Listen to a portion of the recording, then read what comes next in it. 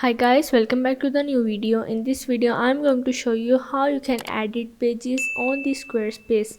So let's get started. First of all, go on your site. Once you are in, you have to go on the pages, scroll down and click on the home page. Here is the gear icon, you have to click on it.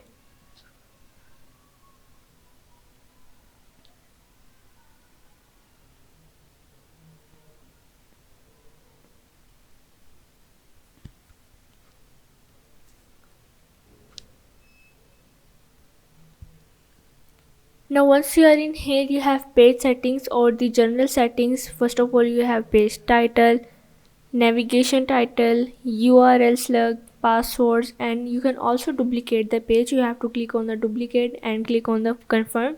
Your page has been duplicated, and here you can change the title. So yeah, this is how you can edit pages on the Squarespace.